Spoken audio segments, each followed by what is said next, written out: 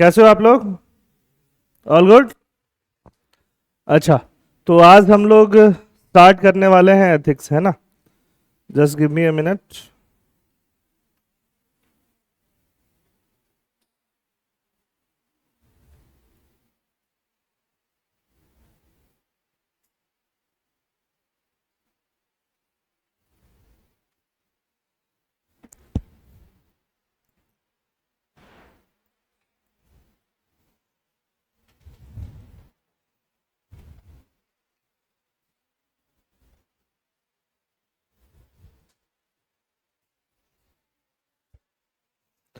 Today we are going to start the subject called ethics.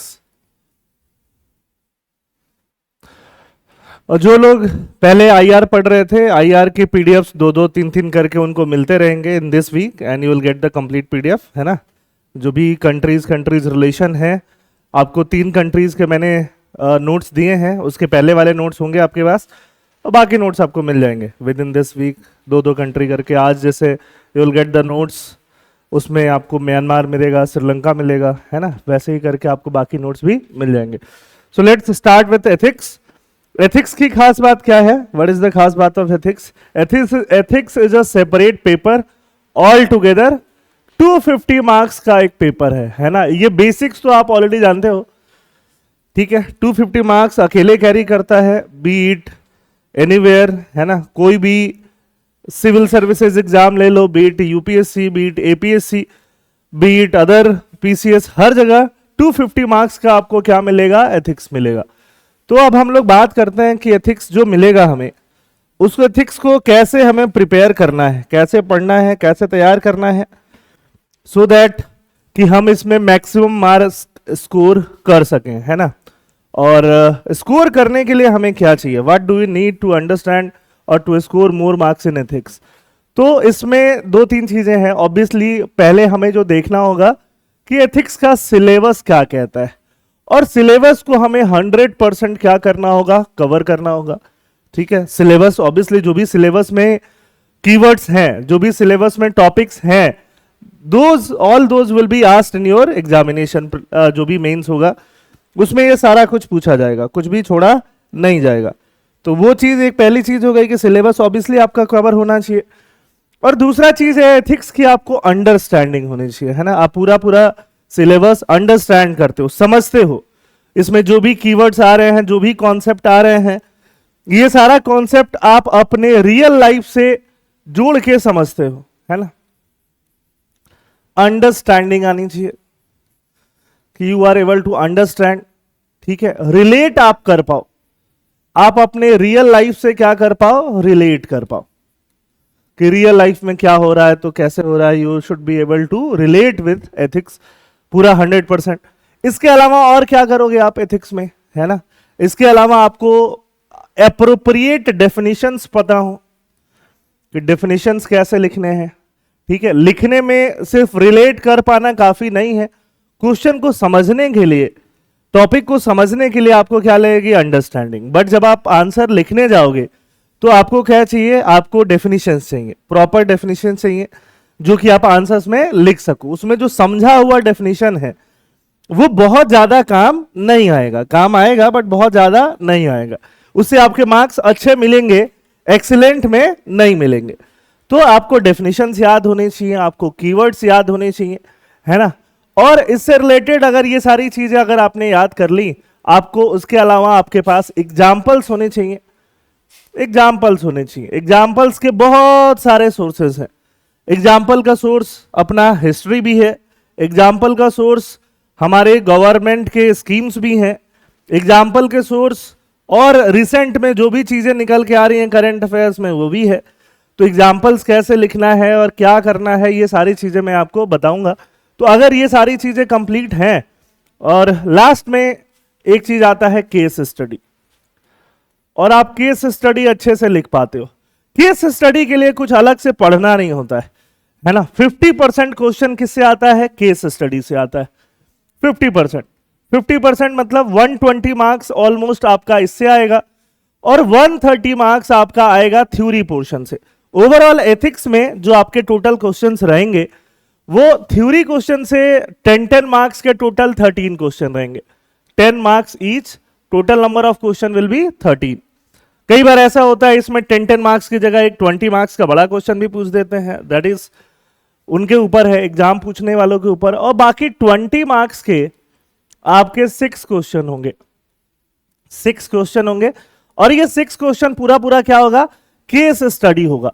तो यहां पे जो आपके टोटल मार्क्स बनेंगे वो बनेगा 120, यहां पे जो आपके टोटल मार्क्स बनेंगे वो 130। ओवरऑल पेपर कितने मार्क्स का होगा, 250 मार्क्स का होगा। अब 250 मार्क्स में कितना मार्क्स इजीली लाया जा सकता है, मरते हुए हालत में, मरते हुए कुछ भी नहीं करने के हालत में भी आपको 100 प्लस तो आप ला ही सकते हो, है ना। 100 प्लस आपको लेके ही आना है, कुछ भी हो जाए, that should be your target with ethics, कि 100 प्लस मार्क्स तो आपका आना चाहिए। बाकी आप कितना सोच सकते हो, 120, 130, इवन 140 भी अगर आप सोच सकते हो तो आप एथिक्स में ला सकते हो, दिस इज इवन डुएबल, है ना। 120 मार्क्स लाना, 130 मार्क्स लाना, B it even in UPSC और एपीएससी, अगर आप इतना मार्क्स लेके आते हो, 120 प्लस लेके आते हो, तो जो भी जीएस 1, 2, 3 में अगर कहीं मार्क्स आपके कम रहेंगे, 100 से थोड़ा कम मार्क्स जहां रहेगा, उसको कंपनसेट करने का काम कौन कर देता है, एथिक्स कर देता है ना। और ओवरऑल आपका जीएस का मार्क्स जो है वो 400 मार्क्स या उससे ऊपर की तरफ निकलता है। तो हमें कोशिश भी यही करना होता है कि अगर 4 जीएस सब्जेक्ट के बारे में बात करें, बाकी अभी 5वें के बारे में या बात नहीं करें, 4 जीएस सब्जेक्ट के बारे में बात करें तो उस पर आपका मार्क्स कितना आना चाहिए, 400 तो क्रॉस करना चाहिए। और 400 क्रॉस कराने में एथिक्स जो है काफी इंपॉर्टेंट है ना। तो मरते हुए हालत में भी आपका 100 प्लस तो स्कोर आना ही चाहिए, और 100 प्लस स्कोर लाने के लिए कुछ नहीं करना है, जितना कुछ बताया जाए, जितनी क्लासेस हो उसको चुपचाप अटेंड करो, ठीक है। उसके अलावा जो भी डेफिनेशंस याद करने हो, पहले ही दिन से रट्टा मारने की जरूरत नहीं है, डेफिनेशंस बहुत सारे हैं, है ना। कुछ डेफिनेशंस होंगे बहुत ही ज्यादा लेंदी डेफिनेशंस होंगे, हम उसको नहीं रटेंगे, हम सिंप्लीफाइड डेफिनेशन याद रखेंगे। समझ में आई बात, है ना। डेफिनेशंस के भी बहुत सारे वर्जन है, इट्स नॉट लाइक कि हम जो मुश्किल वाला है वही रटेंगे तो एग्जाम में मार्क्स मिलेगा, इट्स नेवर लाइक दैट। क्योंकि एग्जाम में मार्क्स उसको मिलता है जो क्लियर लिखे, प्रिसाइज लिखे, और जो भी चीजें लिख रहा है वो लोगों को समझ में आए, है ना। अगर आप ऐसा लिख रहे हो जो सामने वाले को समझ में नहीं आ रहा है, भले आपने उस पर 4 दिन खराब किया एक डेफिनेशन रटने में, तो आपका पूरा पूरा पूरा पूरा क्या है, वो वेस्टेज ऑफ एनर्जी है। तो जो भी डेफिनेशंस हम लोग दिया करेंगे क्लासेस में, नोट्स में, वो सारे डेफिनेशंस वैसे होंगे कि आप इजीली याद रख सकते हो। कई बार मैं बोलूंगा कि बेटा पूरा डेफिनेशंस याद रख लो, कई बार मैं बोलूंगा कि उसमें बस आप कीवर्ड याद रख लो। क्या कर लो, कीवर्ड याद रख लो, सेंटेंस को खुद से फॉर्म कर लो, ठीक बात है। तो इतना करना पड़ेगा, और बाकी उसके अलावा बाकी कुछ करने की जरूरत नहीं है। बाकी उधर केस स्टडी के लिए क्या करना होगा, प्रैक्टिस करना होगा। केस स्टडी तो अगर पूरा लेक्चर्स अगर हम खत्म करते हैं सपोज 15 लेक्चर्स में, तो केस स्टडी के लिए 2 लेक्चर भी बहुत है कि कैसे केस स्टडी को अप्रोच किया जाए। क्योंकि जो आप 15 लेक्चर्स में सीखोगे वही केस स्टडीज में जाके क्या करोगे, अप्लाई करोगे, है ना। उसमें कुछ नया पढ़ने का नहीं होता है, different type of case studies होंगे, उसी को हमें ब्रेक डाउन करना है, उसी पे हमें प्रैक्टिस करना है, बट नया कुछ लिखने का नहीं होता है। अभी आई थिंक सैटरडे को एथिक्स का टेस्ट था, शायद ही कि आप लोगों में से किसी ने दिया होगा, क्योंकि पढ़े तो हो नहीं, तो पढ़े हो नहीं तो आप सोचते होगे सर पढ़े तो है नहीं तो लिखेंगे क्या, है ना। यही तो चैलेंज है, पढ़ के तो हर कोई लिख देता है, नहीं, राजा बनने के लिए क्या चाहिए, बिना पढ़े लिखो, है ना। हमारे एक सर थे जो बहुत फेमस है, वो यही सब बोला करते थे, राजा बनने के लिए मतलब सेलेक्ट होने के लिए क्या चाहिए कि बिना पढ़े आंसर लिखो तो समझ में आए।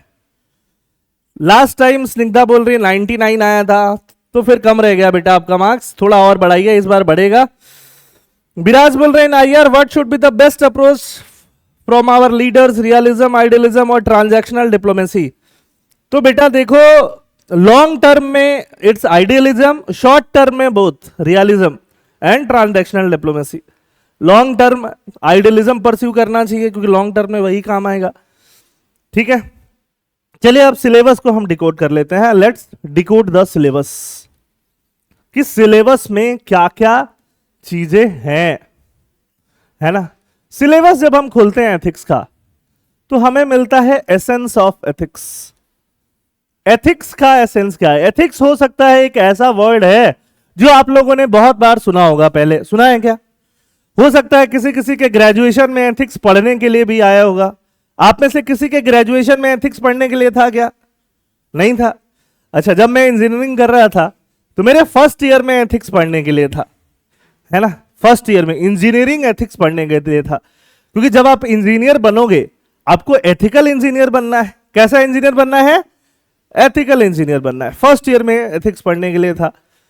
हमारे जो प्रोफेसर थे एथिक्स के, वो पता नहीं कहां कहां रिसर्च करके यूएस, इधर एम्स्टर्डम और रिसर्च करके आए थे।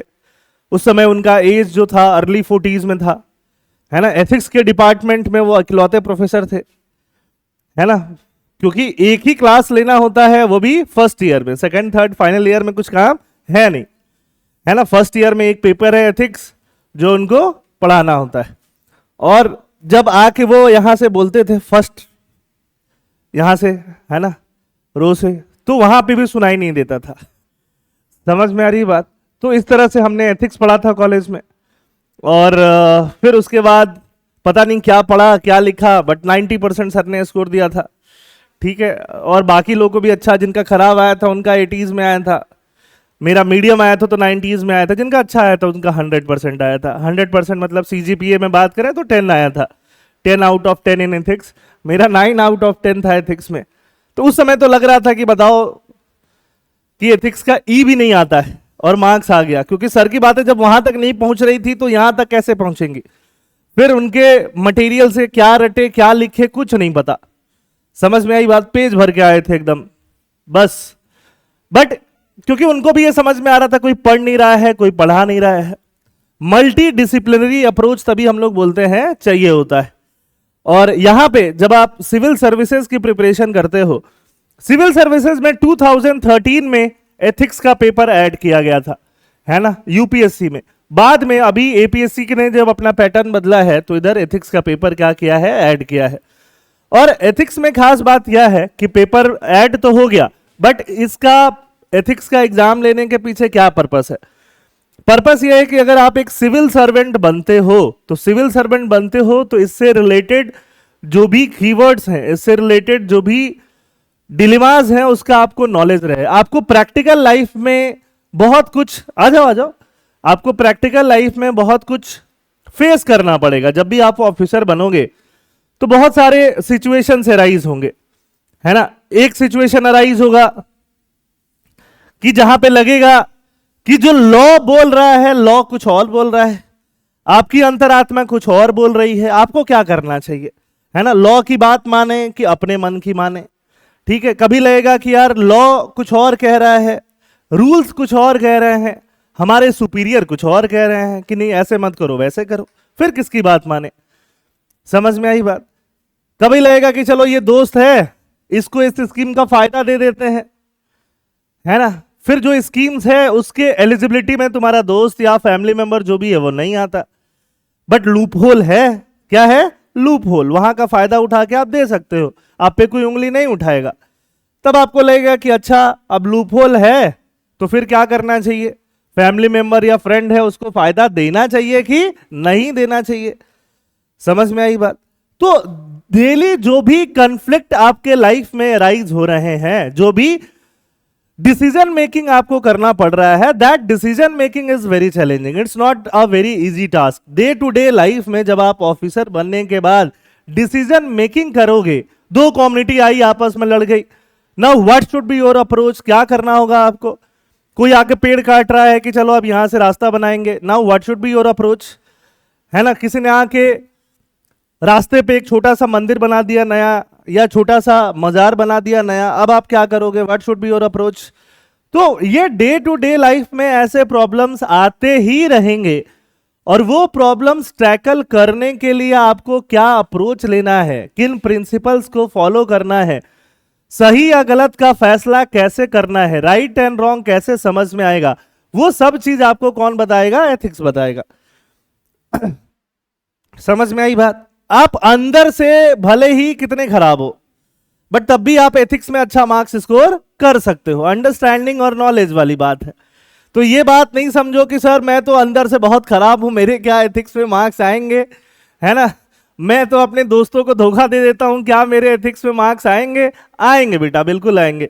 एथिक्स में मार्क्स इन सब चीजों पे डिपेंड नहीं करेगा, अंडरस्टैंडिंग पे डिपेंड करेगा, क्योंकि आपको पता है ना कि आप धोखा दे रहे हो। ठीक है, तो उस अंडरस्टैंडिंग पे डिपेंड करेगा। समझ में आ रही बात? तो मार्क्स किस पे डिपेंड करता है? मार्क्स इन्हीं सब चीजों पे डिपेंड करता है कि आपने सिलेबस अच्छे से समझा है कि नहीं समझा है, आपने कीवर्ड्स डेफिनेशंस अच्छे से याद किए हैं कि नहीं याद किए हैं, आपने अपना नॉलेज गेन किया है कि नहीं किया है, आपने अपना प्रैक्टिस बढ़ाया है कि नहीं बढ़ाया है, ये सब काम किया है तो एथिक्स इज वेरी इजी। अब बात करते हैं टाइम कितना लगेगा एथिक्स को हमें खत्म करने के लिए। ठीक है, तो 3 to 4 वीक्स का टाइम लगेगा। At minimum we will study it for 3 weeks, maximum we will study it for 4 weeks. इतने दिन में आराम से आपका जो पूरा एथिक्स का पूरा पेपर होता है वो इजीली बहुत आराम से कवर हो जाएगा। कुछ वैसे तो बहुत कुछ नया पढ़ने के लिए नहीं होता है, जब आप थोड़े सब्जेक्ट्स पढ़ लेते हो, पॉलिटी वगैरह, हिस्ट्री वगैरह, है ना, तो बहुत सारा चीज जो है आपका ऑलरेडी कवर हो गया रहता है। बस एथिक्स को पढ़ने का एक अलग अप्रोच है, उस अप्रोच को हमें फॉलो करना होता है। तो समझने से एक फायदा हो जाता है, फायदा ये हो जाता है कि आपको रटना कम पड़ता है। रटना स्टिल पड़ेगा, बिना रटे नैया पार होना मुश्किल होता है, क्योंकि मैं बार बार बोलता हूं, आप लोगों को याद भी होगा, है ना, कि 3 इडियट्स में अगर मशीन का डेफिनेशन लिखना है तो चतुर वाला डेफिनेशन लिख के ही मार्क्स मिलेगा, है ना, आमिर खान वाला डेफिनेशन लिख के मार्क्स नहीं मिलेगा। समझ में आई बात? ठीक है, समझने के लिए वो काफी है, पता नहीं उनके मार्क्स कैसे आए, टॉप कैसे किया, है ना, that is a big flaw in the movie. Top करते हुए जो आमिर खान को दिखाया जा रहा है वो टॉप नहीं कर सकता आदमी। जब आप एग्जैक्ट डेफिनेशन नहीं लिख रहे हो, अप डाउन, उससे आपको मार्क्स मिल जाएगा और आप टॉप कर जाओगे? नहीं करोगे। हाँ, अगर सारे के सारे क्वेश्चन ऑब्जेक्टिव ही हैं, सब्जेक्टिव नहीं है, जहां पे ऑब्जेक्टिव सिर्फ एमसीक्यू टिक करना है, हाँ वहां पे उसकी अंडरस्टैंडिंग बेटर हो सकती है। समझ में आई बात? अगर वैसा पेपर होता तो वो टॉप कर सकता, अदरवाइज टॉप करने का खास स्कोप तो नहीं दिखता है। ठीक है, अब देखो हम लोग सिलेबस को थोड़ा डिटेल में आज समझ लेते हैं कि how we are going to study the whole subject. तो सिलेबस को समझना हमारे लिए बहुत जरूरी है। ठीक है, और सिलेबस को समझने के बाद हम लोग अपना पढ़ाई वगैरह स्टार्ट करेंगे पूरा डिटेल में। तो एक एक कीवर्ड हम आज देख लेते हैं कि क्या क्या कीवर्ड्स हैं, क्या क्या कीवर्ड्स हैं। ऐसा हो सकता है कि बहुत सारे कीवर्ड्स आपने पहले सुना होगा और बहुत सारा कीवर्ड नहीं सुना होगा। तो अब कीवर्ड्स कौन कौन से हैं और कैसे कैसे हम इसको पढ़ना शुरू करेंगे, तो ये सारा चीज है। देखो नोट्स जो आपको मिलेगा that is the most concise notes, है ना, आपको बहुत टेंशन लेने की जरूरत नहीं पड़ेगी। ठीक है, बहुत हल्का नोट्स आपको मिलेगा कि नोट्स देख के आपको घबराहट नहीं होगी। बट आपको एक चीज पता है, नोट्स के साथ साथ मैं सप्लीमेंट्री पीडीएफ्स भी देता हूं। ठीक है, तो पीडीएफ्स में भी ऐसा कुछ नहीं रहेगा, जो मैं क्लास में पढ़ाता हूं उसी का डिटेल्ड एलेबोरेशन रहता है। समझ में आई बात? तो ये जो हो गया नोट्स, जिसका प्रिंटेड फॉर्मेट आपको मिलेगा कुछ दिनों में, है ना। बाकी हम पीडीएफ्स आपको देते रहेंगे टाइम टू टाइम। अब देखो, अब ये सिलेबस क्या कहता है उसको समझो। This paper will include questions to test the candidates attitude and approach. ये पेपर क्वेश्चंस को इंक्लूड करेगा जो कैंडिडेट्स का एटीट्यूड एंड अप्रोच को, इशू को, और बाकी उससे रिलेटेड जो इश्यूज होता है, चाहे इंटीग्रिटी, चाहे प्रोबिटी, चाहे problem solving approach, various issues पे और कॉन्फ्लिक्ट्स पे, डे टू डे जो उसको डील करना पड़ता है सोसाइटी में, उन सब चीजों को टेस्ट करेगा। अब ये जब आप पढ़ना स्टार्ट करते हो तो पहले एक वर्ड आ जाता है एटीट्यूड, जो आपने बहुत सुना होगा, है ना, कि विराट कोहली में बहुत एटीट्यूड है, ऐसा सुना होगा। तो ये पेपर टेस्ट करेगा आपके एटीट्यूड को, कि जो भी प्रॉब्लम सॉल्विंग के हिसाब से प्रॉब्लम्स अराइज हो रहे हैं सोसाइटी में, उसको लेके आपका क्या एटीट्यूड है। समझ में आई बात? उसको टेस्ट करेगा। आपका अप्रोच क्या है प्रॉब्लम सॉल्विंग को लेके, आप प्रॉब्लम्स को और बड़ा कर देते हो कि और छोटा कर देते हो। आपको किसी दोस्त ने आके प्रॉब्लम बढ़ाई कि भाई देख, है ना, मुझे कुत्ते ने काट लिया है, तो आप क्या बोलते हो? देख अब तेरे को रेवीज होगा, फिर तू हाँफने लग जाएगा, फिर तू पानी पानी बोलेगा, फिर तू मर जाएगा। तुम ऐसा करते हो कि उसको ले जाते हो, इंजेक्शन विजेक्शन दिलाते हो, सॉल्व कराते हो, करते क्या हो, व्हाट इज योर अप्रोच। तो अप्रोच इंपॉर्टेंट है प्रॉब्लम्स को लेके, है ना। इंटीग्रिटी इंपॉर्टेंट है। एटीट्यूड एक वर्ड आया जो हमें डिटेल में पढ़ना है। इंटीग्रिटी इंपॉर्टेंट है। इंटीग्रिटी भी हो सकता है आप लोगों ने नाम सुना होगा, बट इंटीग्रिटी क्या है वो भी हमें डिटेल में समझना है। Probity in public life, public life में प्रोबिटी, प्रोबिटी क्या है ये भी हो सकता है। प्रोबिटी वर्ड बहुत सारे लोग आज पहली बार ही सुन रहे होंगे जो पहला बार एथिक्स पढ़ रहे होंगे। प्रोबिटी क्या है ना, प्रॉब्लम सॉल्विंग अप्रोच को लेके, ठीक है, सोसाइटी में जो भी राइज होता है। क्वेश्चन में utilize the case study approach to determine these aspects, ये सारे एस्पेक्ट डिटरमाइन करने के लिए क्या हो सकता है, केस स्टडी का अप्रोच लिया जा सकता है, जो कि लिया जाता है ना। The following broad areas will be covered, ये सारे जो ब्रॉड एरियाज दिए हुए हैं सिलेबस में, ये सारे ब्रॉड एरियाज कवर किए जाएंगे। अब ये है सिलेबस। इसके पहले ये था कि पेपर क्यों इंक्लूड किया गया है। तो हमेशा जो चीज ध्यान में रखनी है, पेपर जो है वो इंक्लूड किया गया है आपके एटीट्यूड को देखने के लिए, कि जो भी प्रॉब्लम्स अराइज हो रहा है उसको सॉल्व करने के लिए आपका एटीट्यूड कैसा होता है, आपका इंटीग्रिटी कैसा है। समझ में आई बात। अब एटीट्यूड तो समझ में आता है बहुत लोगों को, इंटीग्रिटी भी नाम सुना हुआ है बट समझ में नहीं आता, ठीक है, कि इंटीग्रिटी क्या है सर, है ना। हमें तो बस एक ही चीज समझ में आती है, टेरिटोरियल इंटीग्रिटी, हमारा टेरिटरी किसी और के पास नहीं जानी चाहिए। वैसे इंसान का भी अपना इंटीग्रिटी होता है, that we will understand. First syllabus का पार्ट है ethics and human interface. Ethics क्या है और ह्यूमन इंटरफेस क्या है। ह्यूमन मतलब हम लोग ह्यूमन है, एथिक्स का ह्यूमन के साथ कैसा इंटरफेस है, कैसे आके एथिक्स मिलता है ह्यूमन से, एथिक्स कैसे फॉर्म होता है, क्यों बनता है एथिक्स, किस तरीके से बनता है एथिक्स। अब एथिक्स हम लोग कर रहे हैं तो एथिक्स का मतलब भी जान ले।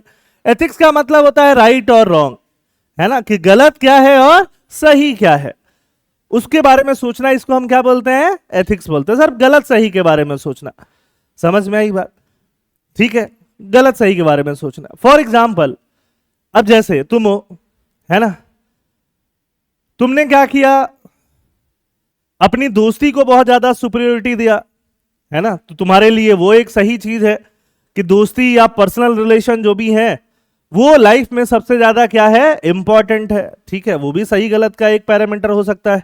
उसने क्या किया, पैसे को बहुत ज्यादा प्रायोरिटी दिया कि दोस्त वोस्त तो बनते रहेंगे, पैसा होगा तो लोग बोलेंगे भाई कैसा है, समझ में आई बात। तो उसने पैसे को बहुत ज्यादा प्रायोरिटी दिया। अब सही गलत आप किसको बोलोगे, इसके इंस्टेंस को बोलोगे कि उसके इंस्टेंस को बोलोगे। अब अलग अलग लोग इसको सही बताएंगे और अलग अलग लोग उसको सही बताएंगे। अगर अब मैं आप लोगों से पूछ के देखूं तो बहुत सारे लोग बोलेंगे कि नहीं सर, पर्सनल रिलेशन को, दोस्ती को ज्यादा प्रायोरिटी देना चाहिए था, किससे ज्यादा, पैसे से ज्यादा। बट वो बोलेंगे, अंदर क्या फील करेंगे, पैसा पैसा पैसा, तो बोलेंगे कुछ और अंदर कुछ और फील करेंगे। तो फिर जो आप राइट एंड रॉन्ग बताते हो, आपके अंदर कुछ और है और बाहर कुछ और दिखाते हो। समझ में आई बात, वो उसमें भी डिफरेंस है। अब वो क्या चीज है ना, वो सारी चीज भी हमें समझना है, ठीक बात है ना। फॉर एग्जाम्पल हम आगे पढ़ेंगे एथिक्स से रिलेटेड मोरालिटी क्या है। मोरालिटी मतलब जो आपको अंदर से सही लगता है वो क्या है, मोरालिटी है। जो आपको खुद को सही लगता है वो क्या है, मोरालिटी है। एथिक्स क्या है, जो दुनिया को सही लगता है वो क्या है, एथिक्स है।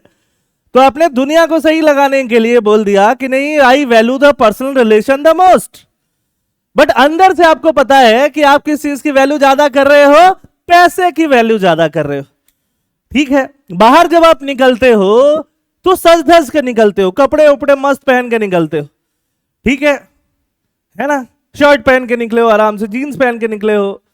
घर में आते हो शर्ट फेंक देते हो, टी शर्ट में बैठ जाते हो। तो अब घर में जो बैठे हो वो आपका मोरालिटी है, बाहर जो पहन के निकल रहे हो वो क्या है, आपका एथिक्स है। समझ में आई बात। तो आप सही और गलत क्या है, सही गलत is not a very objective thing, बहुत ऑब्जेक्टिव नहीं है कि हम ऑब्जेक्टिवली हर चीज में सही और गलत बोल पाएंगे। बट हम लोग इसको स्टडी कर सकते हैं बेस्ड ऑन बहुत सारा parameters, based on society, based on custom, based on law, based on various example, और मोस्ट ऑफ द केस में एक अप्रोप्रिएट डिसीजन पे उतर सकते हैं कि सही क्या है और गलत क्या है। तो यही हमारा एम होने वाला है इस पूरे टॉपिक में। समझ में आई बात? ठीक बात है ना? तो एथिक्स एंड ह्यूमन इंटरफेस, उसमें पहला चीज है एसेंस। एथिक्स का एसेंस क्या है? तो एथिक्स का एसेंस राइट एंड रॉन्ग है। क्या है? Right and wrong. बट इतना लिख देने से तो होगा नहीं, अब इसको डिटेल में हम पढ़ेंगे और सारे एसेंस, है ना, कि राइट एंड रॉन्ग है।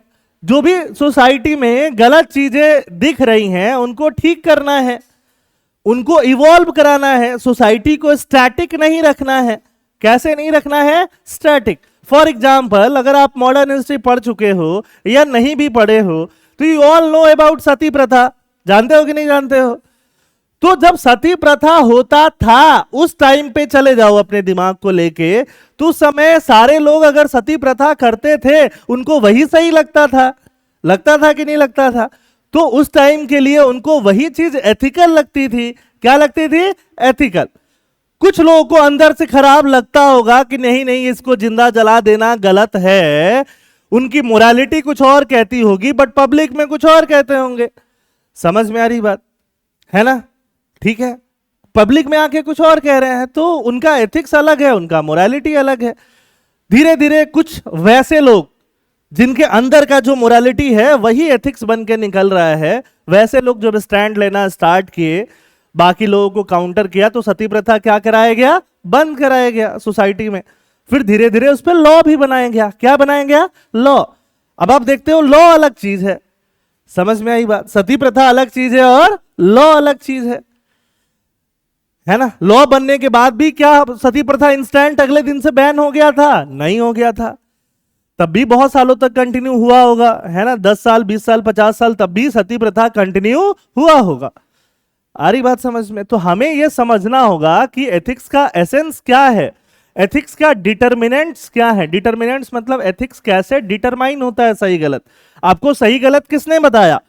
जब आप बचपन में पैदा हो गई तो आपके घर वालों ने बताया कि बेटा ये सही है ये गलत है। फिर आप जब बड़ी होने लगी तो स्कूल वालों ने बताया कि ये सही है ये गलत है।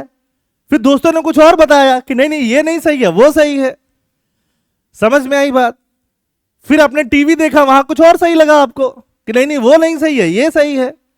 फिर आपने बुक्स पढ़े, वहां कुछ और सही लगा, है ना? फिर जिस एक्टर को आप फॉलो करते हो उसने बताया कुछ और सही है, ऐसे खड़े होकर सिगरेट पियो वो सही है, तो आपने सोचा कि ऐसे खड़े होकर सिगरेट पी लेते हैं वो सही है। तो आपका सही गलत कौन डिटरमाइन कर रहा है? बचपन से, जैसे पीके मूवी देखा है आप लोगों ने? पीके मूवी देखा है ना? तो वो पूरा बताता है कि आपका सही गलत कैसे डिटरमाइन हो रहा है। समझ में आ रही बात? है ना? ओनली अगर आमिर खान की 2 मूवीज के बारे में बात किया जाए, 3 इडियट्स एंड पीके, तो एक आध फ्लॉ छोड़ दो तो बाकी एक्चुअली में वो बहुत कुछ बताता है कि कैसे लाइफ होना चाहिए एक्चुअली में। तो पीके में बताता है कि सही गलत कुछ नहीं है, सही गलत लोगों ने यहां बना रखा है ना? ठीक है, कैसे एक आदमी दूसरे जगह से आता है और कैसे देख देख के सीखता है कि क्या सही है क्या गलत है, उसको किस तरह से बिहेव करना चाहिए था। आई बात समझ में? तो एथिक्स डिटरमाइन करने वाली चीजें क्या है? तुम्हारी फैमिली भी है। जब बड़े हुए जब, तो फैमिली ने भी, है ना, बाकी लोगों ने भी बहुत बार आपको रिलीजन के नाम पे बोला कि हमारा रिलीजन इस चीज को अलाउ नहीं करता, तो रिलीजन भी सही गलत बताता है कि नहीं बताता? रिलीजन फॉर एग्जांपल हिंदुइज्म बोलता है you should not eat beef, ठीक है ना? अगर इस्लाम की बात करें वो बोलता है you should not eat pork, ठीक है? तो रिलीजन भी सही गलत बताता है ना? जैनिज्म बोलता है कि कुछ मत खाओ, वो भी मत खाओ, है ना? You should not kill any animals for the sake of food. समझ में आई बात? एग्रीकल्चर भी मत करो, जो फल वल टपकता है उससे खा लो, है ना?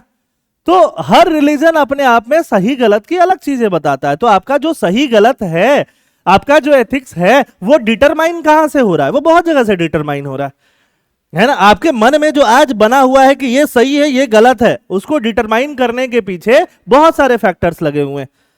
समझ में आई बात? All those factors we are going to study. और कॉन्सिक्वेंस क्या है? हम जो भी ह्यूमन एक्शंस करते हैं उसमें क्या कॉन्सिक्वेंस है एथिक्स का? डायमेंशंस क्या है एथिक्स के? प्राइवेट एंड पब्लिक रिलेशनशिप में एथिक्स कैसे यूज होता है? आपके प्राइवेट रिलेशनशिप में एथिक्स का क्या यूज है? आपके प्राइवेट रिलेशनशिप मतलब आपके दोस्तों के साथ, आपकी गर्लफ्रेंड के साथ, आपके पेरेंट्स के साथ, आपके सिबलिंग्स के साथ, एथिक्स का कैसे यूज है वो आपके प्राइवेट रिलेशनशिप में है।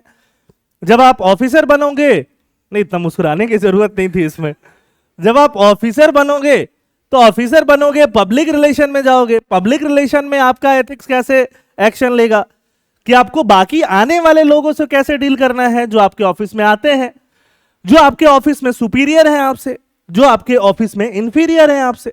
इंफीरियर मतलब मैं वैल्यू वाइज इंफीरियर नहीं बोल रहा हूं, inferior in the term of post, subordinates बोलना ज्यादा ठीक है रादर देन इंफीरियर, है ना, जो आपके सबऑर्डिनेट हैं, जो आपके कलीग हैं, जो आपके सुपीरियर हैं, है ना, जो बाकी कॉमन जनता है, आप किससे किस तरीके से डील करते हो, दैट इज योर एथिक्स, उस तरीका प्रोफेशनल एथिक्स है। आप लोग क्रिकेट देखते हो थोड़ा बहुत? अरे देखते हो?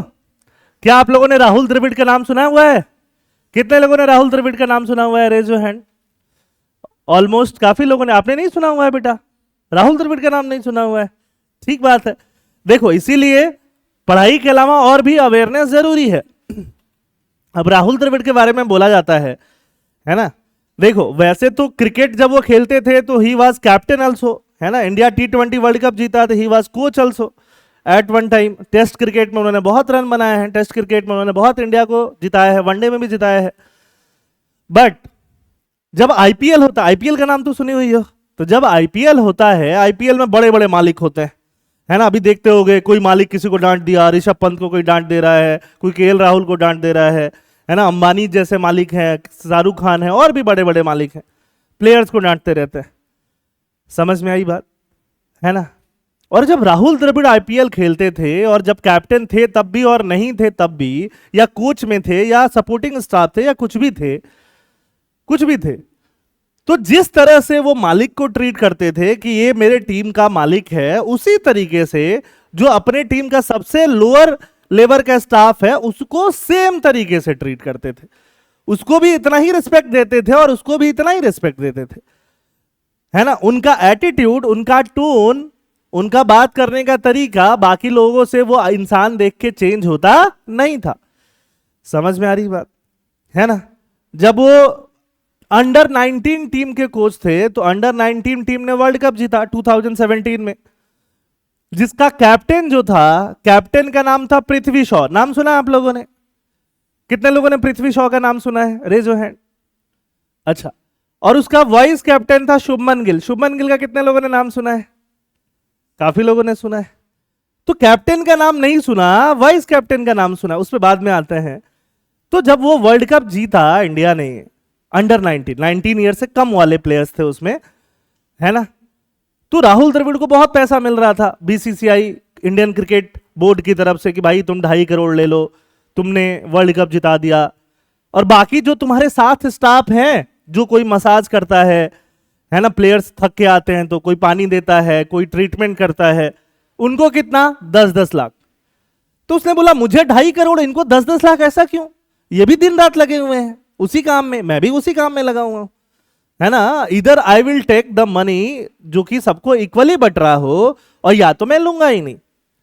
तो सबको 50-50 लाख मिला, फिर राहुल द्रविड़ को भी 50-50 लाख मिला। समझ में आई बात? तो वो तुम एग्जाम्पल समझते हो कि ये एग्जाम्पल्स जो है, ये एग्जाम्पल्स समझो तो आपको एथिक्स समझ में आएगा, और इन्हीं एग्जाम्पल्स को आप अपने एग्जाम में लिख भी सकते हो। समझ में आई बात? अब आते हैं बात पृथ्वी शॉ पे और शुभमन गिल पे। शुभमन गिल को आप सब जानते हो, कल इंग्लैंड में टेस्ट हुआ, उसके टेस्ट के वो इंडियन टीम से कैप्टन थे, है ना। टेस्ट मैच जिनको थोड़ा समझ में आता है, 2 इनिंग्स में बैटिंग करनी होती है, 2 इनिंग्स मिलाकर उन्होंने 400 से ज्यादा रन बनाए हैं। पहली इनिंग में 270, दूसरे में 160, मोर देन 400 रन बनाए हैं। पृथ्वी शॉ को कोई नहीं जान रहा, जबकि एक टाइम था जो लोग पृथ्वी शॉ को ही जानते थे, शुभमन गिल को पहली बार लोगों ने उसमें ही देखा था। तो ऐसा क्या हो गया? ऐसा यह हो गया कि शुभमन गिल के पास भी टैलेंट था, पृथ्वी शॉ के पास भी टैलेंट था। टैलेंट को बोलते हैं एप्टीट्यूड। क्या बोलते हैं? Aptitude, skill. बट एटीट्यूड जो है वो किसका अच्छा था? शुभमन गिल का, कि मैं क्रिकेट ही खेलते रहूंगा, क्रिकेट ही मेरी दुनिया है, क्रिकेट पे ही मुझे फोकस करना है। और पृथ्वी शॉ का पार्टी, तो पार्टी करते रह गए, है ना। समझ में आई बात? जब वो 8-9 ईयर्स का हुआ करता था पृथ्वी शॉ, है ना, ही ओरिजिनली बिलोंग्स फ्रॉम बिहार, तो उसके पापा लेके गए मुंबई की, यहाँ क्रिकेट की कुछ फैसिलिटीज नहीं है, तुमको मुंबई ले जाते हैं। मुंबई में when he was 13 years old तो उसका बहुत नाम था, उसने ट्रिपल सेंचुरी लगाया लोकल मैचेस में, सचिन तेंदुलकर के बेटे का दोस्त है, समझ में आई बात, दोनों एक साथ खेल रहे थे, तो 13 ईयर्स से उसका नाम था। 19 आते आते उसने वर्ल्ड कप जिता दिया अंडर 19, है ना। जब शुभमन गिल को कोई जानता नहीं था तब तक उसका डेब्यू हो गया, आके आके सेंचुरी लगा दिया उसने। नेक्स्ट सचिन इज देयर चलने लग गया, है ना, next Brian Lara is there चलने लग गया। 2-3 साल बाद फुस खत्म, क्योंकि कहां इन्वॉल्व हो गए, पार्टीज में। समझ में आई बात। तो एटीट्यूड आपका कैसा होना चाहिए लाइफ को लेके, ठीक बात है। ये भी चीजें मैटर करती हैं जो आगे हम पढ़ेंगे टॉपिक्स में। क्या है एटीट्यूड, एक होता है एप्टीट्यूड, दूसरा होता है एटीट्यूड। फर्स्ट क्लास आज मैं आप लोगों को देख रहा हूं और मैं आंसर पूछूं और तुम बहुत आंसर करने लगे, मैंने बोला वाह तुम ही बनोगे आईएएस। 4 दिन बाद तुम क्लास ही नहीं आ रहे हो, तुम सोच रहे हो मैं तो रिकॉर्डेड देख लूंगा, ये तो मुझे पहले से ही पता थी, लास्ट टाइम भी मेरा 99 मार्क्स आया था, इसमें तो सर कुछ खास नया नहीं बता रहे जो कि मुझे अटेंड करना चाहिए। समझ में आई बात। आप अपने से ही अपने गुरु बन गए, है ना, जैसे पृथ्वी शॉ बना, अपने से ही अपने कोच बन गए, सब बन गए, खुद से ही खुद को बोल दिया अरे ये तो रिकॉर्डेड देख लूंगा, 1.25 स्पीड पे देख लूंगा, 1.5 स्पीड पे देख लूंगा, 2 पे भी देखूंगा तो समझ में आ जाएगा, नोट्स बाद में बना लूंगा, ये कर लूंगा वो कर लूंगा। समझ में आई बात। कोई अभी जो वैसा स्टूडेंट है जिसने पहली बार एथिक्स का नाम सुना, पहली बार प्रोबिटी का नाम सुना, पहली बार एटीट्यूड का नाम सुना, पहली बार समझ रहा है कि अच्छा ये भी पढ़ना होता है क्या, राइट और रॉन्ग, बट वो रोज क्लास आते रहा, सीखते रहा, आते रहा, सीखते रहा, अपग्रेड होते रहा, जैसे जैसे बताया जाने लगा वैसे करते रहा, बट करते गया टुवर्ड्स द एंड। तो टुवर्ड्स द एंड रिजल्ट किसका अच्छा होना है, दूसरे वाले का। बचपन से जो आपको कछुआ और खरगोश पढ़ाया जा रहा है, क्यों पढ़ाया जा रहा है, खाली कहानी के लिए पढ़ाया जा रहा है, कहानी है मजे लो इसके लिए पढ़ाया जा रहा है क्या। बचपन से तुम पढ़े हो ना कछुआ और खरगोश की कहानी, किस लिए पढ़ाया जा रहा है ना, दैट कछुआ एंड खरगोश इज पृथ्वी शॉ एंड शुभमन गिल। समझ में आई बात। सचिन तेंदुलकर का नाम तो सुना हुआ है पक्का, विनोद कांबली का नाम सुना हुआ है क्या, नहीं सुना हुआ है बहुत लोगों ने, है ना। 30 साल पहले सेम स्टोरी थी, Vinod Kambli and Sachin Tendulkar. Vinod Kambli was better than Sachin Tendulkar, बहुत लोग बोलते थे। विनोद कांबली फिस हो गया, सचिन तेंदुलकर को सब जानते हो। Again the reason is attitude, कि आपका एटीट्यूड कैसा है। दोनों को टीचर सेम ही थे, जैसे तुम दोनों का टीचर सेम है ना, वैसे ही दोनों के टीचर सेम थे, है ना। विनोद कांबली का टीचर मतलब कोच, वो बोलते थे कि देखो इसको 10 बॉल फेंको, तो बोलता था हाँ अब हो गया, अब मैं ऐसे बॉल खेल लूंगा, मुझसे हो जाएगा। सचिन तेंदुलकर दिन भर खेलता था कि फेंकते जाओ, मैं खेलते जाऊंगा, फेंकते जाओ, मैं क्वेश्चन दिए जा रहा हूं तुम लिखे जा रहे हो, कि लिखते जाऊंगा सर, कोई दिक्कत नहीं, देते जाओ मैं लिखते जाऊंगा। और कोई कि सर मैं लिख लूंगा, मैं सीधे एग्जाम में ही लिख लूंगा, पढ़ा तो दिया ही आपने, बहुत हो गया, लाइफ में और भी चीजें भी जरूरी हैं, लाइफ को एंजॉय करना भी जरूरी है, तो मैं लाइफ एंजॉय कर रहा हूं सर, मैं लाइब्रेरी में बैठ के गप्पे मार रहा हूं सर, है ना, मैं लाइब्रेरी में जाके गूगल सर्च कर रहा हूं sir, best content in ethics. समझ में आई बात। फिर जो भी मटेरियल मिल रहा है वो मैं पढ़ ले रहा हूं सर, ठीक है। कोई भी पीयर ग्रुप जो 2-3 साल से तैयारी कर रहा है, जिसका खुद भी 2-3 साल बर्बाद हुआ है, वो मेरा भी बर्बाद कर रहा है सर, बट मुझे पता नहीं चल रहा है सर। समझ में आ रही बात। बट मैं करूंगा वही जो वो कहेगा। आप तो बेवकूफ हो, आपकी बात क्यों मानूंगा मैं, वो मेरे लिए सच्चा सोचेगा, आप क्यों सच्चा सोचोगे, आप क्यों सही सोचोगे, तो फिर मैं वो करूंगा। फिर साल भर बाद मिलूंगा सर गलती हो गया, फिर घर वाले ताना देंगे, फिर पड़ोसी ताना देंगे, फिर साल भर हो गया है मेहनत करते हुए, मेहनत तो किया है, फिर मेरा एनर्जी कम हो जाएगा, फिर मैं अपनी एनर्जी को डाइवर्ट कर लूंगा किसी और तरीके से, फिर मैं वापस साल भर बाद मिलूंगा सर। तो ऐसे करके आप में से बहुत सारे लोग अपना टाइम वेस्ट कर देते हो, अपना गोल्डन टाइम वेस्ट कर देते हो, है ना। अभी एथिक्स में ही चल रहा है। ह्यूमन वैल्यूज क्या है, वैल्यूज के बारे में बात कर रहा था। किसके लिए वैल्यूज, मतलब प्रिंसिपल्स, तुम्हारे लाइफ के प्रिंसिपल जिनके बेसिस पे आप अपना लाइफ जीते हो। मेरे लिए ह्यूमन रिलेशंस का बहुत वैल्यू, अगर कोई मेरा दोस्त है तो है, अगर कोई मेरा फैमिली मेंबर है तो है, फिर उसके ऊपर कुछ और नहीं है, नथिंग ट्रांसेंड्स बियॉन्ड। बट तुम्हारे लिए हो सकता है, मतलब तुम आगे बैठे हो इसलिए एग्जांपल ले रहा हूं, बुरा मानने की जरूरत नहीं है मेरे दोस्त। तुम्हारे लिए ऐसा हो सकता है कि पैसे की अहमियत ज्यादा है ना, तो तुम्हारे लिए उसका वैल्यू है, मेरे लिए ह्यूमन रिलेशंस का वैल्यू है। ठीक है, तुमने अगर मुझे बिट्रे कर भी दिया पैसे के लिए तो तुमको खराब नहीं लगेगा, क्योंकि तुम्हारे लिए पैसे की वैल्यू ज्यादा थी, है ना। और मैंने तुम्हारे लिए अगर करोड़ों रुपए छोड़ भी दिए तो मुझे खराब नहीं लगेगा, क्योंकि मेरे लिए ह्यूमन रिलेशंस की वैल्यू ज्यादा थी। समझ में आ रही बात? तो ये होता है वैल्यूज, कि आपके वैल्यूज क्या कहते हैं। आपके वैल्यूज कहते हैं अगर पैसे के लिए किसी को धोखा दे दो तो वो धोखा नहीं है, तो नहीं है फिर आपके लिए। समझ में आई बात, है ना। तो वैल्यूज अलग अलग हैं। Lessons from the lifes of teaching of great leaders, जो भी ग्रेट लीडर्स हैं उनका लाइफ आपको क्या सिखाता है। ग्रेट लीडर्स, है ना। अब ग्रेट लीडर्स मतलब पॉलिटिकल लीडर ही होगा ऐसा लिखा है क्या? नहीं लिखा है। तो Rahul Dravid is also one of the great leader, है कि नहीं है? अरे बोलो, ठीक है, समझ में आई बात। Lachit Borphukan is also one of the great leader, अरे बोलो।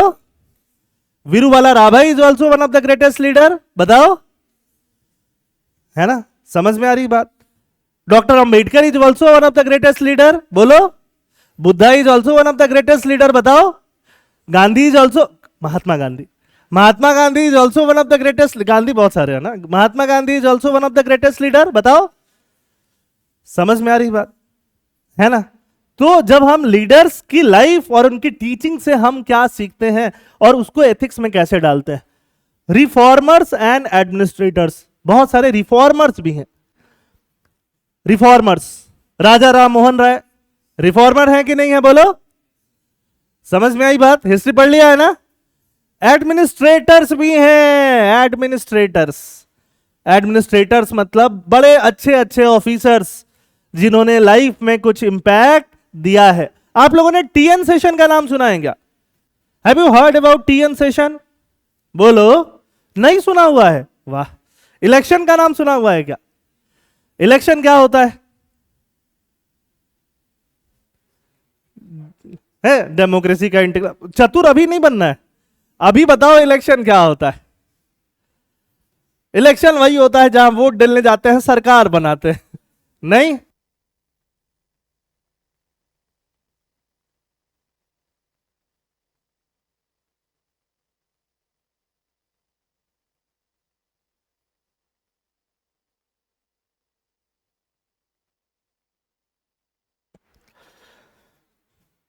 प्रशांत sir is also a great teacher leader, नहीं भाई, अभी नहीं, अभी कम से कम 40 का हो जाने दो, फिर उसके बाद बोलोगे तो आई विल एक्सेप्ट, ठीक है।